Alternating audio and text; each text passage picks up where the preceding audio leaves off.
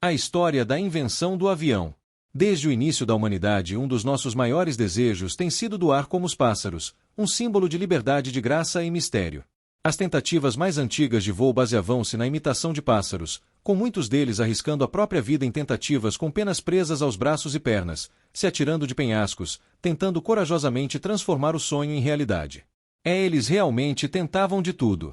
Por volta de 1800, todos os fundamentos teóricos para o voo funcionado por motor já estavam estabelecidos. Os primeiros pioneiros. George Kelly. George Kelly, um abastado filósofo político educador britânico, havia feito pesquisas importantes sobre a estrutura das asas e a necessidade de um motor mais leve. Para ele, o ângulo no qual passava pelas asas afetava a capacidade de alçar voo. Anotações importantes. Em suas anotações ele escreveu: o problema todo resume-se em fazer com que a superfície das asas suporte um determinado peso pela aplicação de potência contra a resistência do ar. Ele também previu corretamente que o mecanismo de propulsão deveria ser alimentado pela combustão de algum produto inflamado. Os primeiros testes de voo. Entre 1808 e 1809, George Kelly construiu 3 planadores baseados em suas descobertas, incorporando a fuselagem aerodinâmica e uma estrutura de cada móvel. Para testá-lo, ele convenceu um garoto de uma escola local para conduzir o aparelho em um voo de alguns minutos em uma descida, o que foi bem sucedido. Apesar de suas grandes inovações, ele estava impedido de obter maior sucesso pelas limitações tecnológicas de seu tempo. A única fonte de propulsão disponível naquele momento era o motor a vapor, mas estes motores eram grandes e pesados, e a potência que conheciam era muito pequena comparada com o peso que apresentava, sem falar também no peso do combustível, carvão, óleo e água. Limitações tecnológicas. Motores a vapor. Os motores a vapor eram grandes e pesados, com potência insuficiente para o voo. Peso do combustível. Carvão, óleo e água necessários para o funcionamento adicionavam peso excessivo. Limitações de design. Os projetos de planadores envolvidos por George Kelly, no entanto, não passaram despercebidos. Muitos estudaram e copiaram seus estudos, incluindo para o desenvolvimento do avião. Tentativas com motores a vapor. 1848. William Samuel Hanson apresentou a carruagem aérea a vapor com 45 gols e 82 metros de envergadura nas asas e um grande motor a vapor, mas a carruagem não saiu do chão e o problema dos professores continuavam. Após 1848, Hanson fez um modelo reduzido com 6,1 metros de envergadura de asas e um motor a vapor mais leve. Ele conseguiu se levantar do chão por alguns segundos, mas o motor a vapor ainda pesado impediu de decolar o avião e na verdade somente planou. Otto Lilienthal, o pai do voo planado. Entre 1890 e 1900, Otto Lilienthal realizou uma série de pesquisas e observações importantes sobre o voo dos pássaros, que ele acabou publicando no livro chamado O Voo dos Pássaros como Base para a Aviação. Conhecido como o pai do voo planado por manejar repetidas vezes um aparelho mais pesado que o ar na atmosfera, Lilienthal realizou cerca de 2.000 voos planados entre 1891 e 1896, atingindo em alguns voos cerca de 350 metros de distância. Sacrifícios precisam ser feitos. Últimas palavras de Otto Lilienthal após acidente fatal em 1896. Ira Machin e suas contribuições. Outro personagem importante foi Ira Machin. Em 1894, construiu um avião impulsionado por um motor a vapor. Com este protótipo, chegou a se elevar do chão, mas estava preso por cordas de segurança. Apesar disso, Machin inexplicavelmente parou de trabalhar nesse projeto. Chegando no início do século XX, entrarão em cena 3 personagens que mudaram radicalmente essa história: Santos Dumont e os irmãos Wright. Os irmãos Wright, início da jornada. Origens. Os irmãos Wright eram filhos de um clérigo do estado de Ohio. Ainda jovens, já eram apaixonados pela mecânica e, após trabalhar em uma gráfica, abriram uma loja de bicicletas em 1892. Inspiração. Quando eram pequenos, haviam recebido de presente um avião de brinquedo de elástico e, juntamente com os relatórios de pesquisa de Lilienthal, despertaram seu interesse na área de aeronáutica.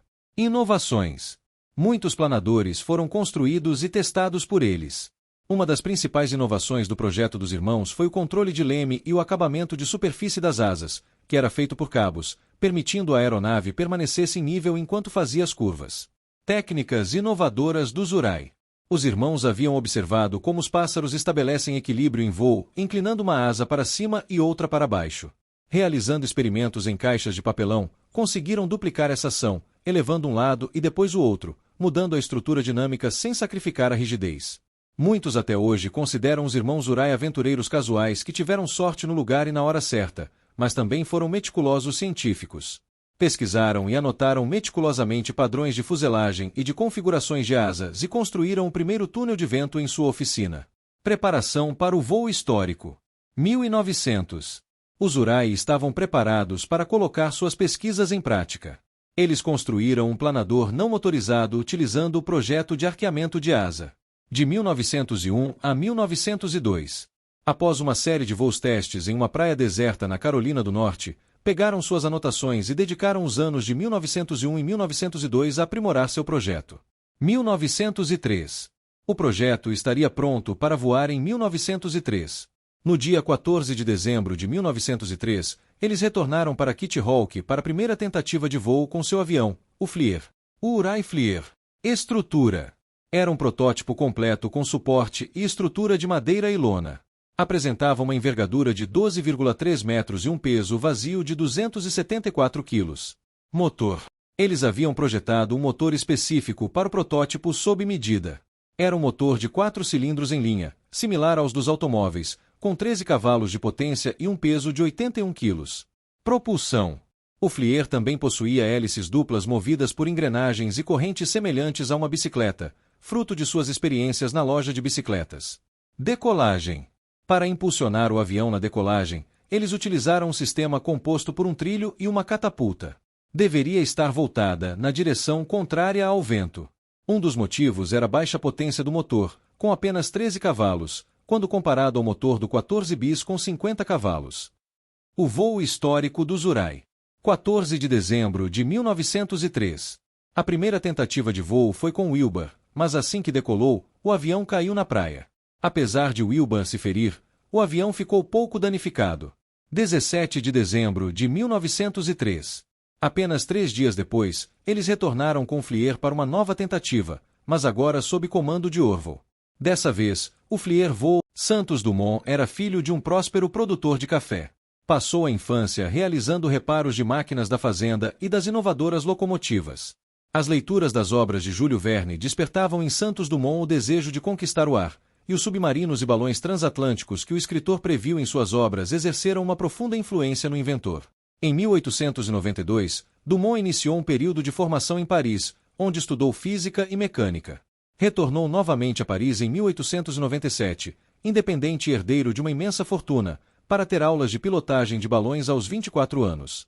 Os dirigíveis de Santos Dumont. 1898. Ele construiu seu primeiro balão, o Brasil. Até então, os balões voavam à mercê do vento, não sendo possível determinar a sua direção. Para resolver o problema, ele acoplou um motor a um balão, que chamaria de dirigível número 1. Evolução. Esse motor era um John Bolton modificado que Dumont mais que duplicou sua potência, passando de 1,5 para 3 cavalos. O dirigível número 1, assim como o balão número 2, apresentaram problemas estruturais, depois se dobraram ao meio durante os testes, algo que ele corrigiria alterando a estrutura central do balão. 1899. Implementou o número 3 e utilizou para sobrevoar Paris em 1899. Prêmio Deutz. Após construir dirigíveis até o número 5, que concorreu ao Prêmio Deutz, ele conseguiu contornar a Torre Eiffel, mas com 10 minutos de atraso, não ganhando o prêmio. Com o número 6, dotado de um motor de 20 cavalos, Dumont contornou a Torre Eiffel no tempo certo e ganhou o Prêmio Deutz para aeronautas, juntamente com o título de inventor do dirigível. A evolução dos dirigíveis. Número 7. Específico para corrida. Número 8. Feito sob encomenda. Número 9. Era para passeio. Número 10. Para o transporte de pessoas. Números 11 e 12. Réplicas de modelos antigos. Número 13. Um balão de ar quente e hidrogênio projetado para ficar semanas na atmosfera. Toda essa experiência culminaria na construção do avião 14 bis. O desenvolvimento do 14 bis. Na hora em que inventores pelo mundo tentavam construir um avião, problemas como a potência do motor, sustentação, peso e equilíbrio impediam o sucesso dessa invenção. Santos Dumont acompanhava de perto essa discussão, utilizando os conhecimentos até então obtidos em sua experiência com balões, como pode ser visto no cesto de balão utilizado como posto de pilotagem do avião. Dumont construiu um aeroplano híbrido unindo o balão número 14 a um avião. O nome 14 bis deve-se ao fato do reaproveitamento do balão 14. O avião é bis significa de novo, 14 bis igual 14 de novo. Contudo, o aviador decidiu tirar o balão durante os testes, prendendo o avião ao longo de um cabo de aço de modo a verificar a sua estabilidade e controles. A função do balão era reduzir o peso efetivo do aeroplano e facilitar a decolagem, porém ele percebeu que gerava muito arrasto, impedindo o avião de atingir maiores velocidades. Ele também duplicou a sua potência, instalando um motor de 50 cavalos no lugar de 24. Características do 14 bis. Estrutura. Era um protótipo completo com superfícies de seda japonesa, armações de bambu e pinho, junções e estrutura de alumínio. A hélice era de madeira e os cabos de comando de aço. Dimensões. Apresentava uma envergadura de 12 metros e um peso de 160 quilos. Design Canard. A forma do 14 bis, dando a impressão de que voava de costas, veio a ser batizada na aviação como canard, pato em francês. Essa posição propiciava uma boa sustentação positiva para cima, sendo ideal para aquela ocasião, mas se mostrou inadequada para os modelos seguintes. O voo histórico do 14 bis. Da mesma forma que naquela época os recordes esportivos só podiam ser comprovados em eventos públicos, as autoridades aeronáuticas exigiam que as provas de voo fossem registradas publicamente na presença de especialistas. Por isso, criaram naquela época o prêmio Ardiacon do Aeroclube da França para o piloto que voasse mais que 200 metros em um veículo mais pesado que o ar. Em 12 de novembro de 1906, diante de diversas pessoas e técnicos da Aeronáutica da França, Santos Dumont realizou com seu 14 bis o primeiro voo oficial controlado de uma aeronave mais pesada que o ar, voando a 6 metros de altura por 220 metros de distância. Ao contrário dos irmãos Wright, que realizaram um voo em um lugar remoto com 5 testemunhas, o voo de Santos Dumont foi público e oficial. A controvérsia: Wright versus Dumont. Cronologia. Apesar de Santos Dumont ter realizado o primeiro voo oficial, os irmãos Wright apresentaram provas de ter voado alguns anos antes, em 1903, e posteriormente em 1908, quando os irmãos voaram na França, realizaram um voo com muitos movimentos em curva, demonstrando ser um modelo mais avançado que o 14 bis, reforçando a ideia de terem criado um avião muito tempo antes que Dumont. Sistema de propulsão. Outra polêmica se deve ao sistema de propulsão. O avião de Dumont era autopropulsado, ao contrário do Flier dos Wright, que precisava de trilhos e uma catapulta. Outro fato importante é que em outubro de 1905, com o Flier 3, os irmãos já tinham feito um voo circular de 38,9 km em 39 minutos e 23 segundos nos Estados Unidos, ou seja, um ano antes do voo do 14 bis em 1906. Contribuições técnicas. Entretanto, uma das principais contribuições dos irmãos foi o projeto da hélice, com um formato muito próximo ao utilizado até hoje, diferente do modelo mais simples de Dumont, que era apenas uma pá. Legado.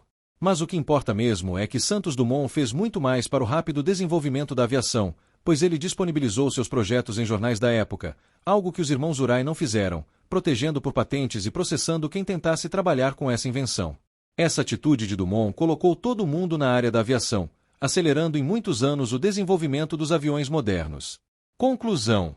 O que se pode concluir dessa história, além de conseguirmos conquistar o nosso sonho de voar como os pássaros, é que a invenção do avião, assim como qualquer outra, deve-se a uma série de fatores e descobertas anteriores que, em determinado momento, independente de quem seja o inventor, torna-se quase inevitável seu surgimento.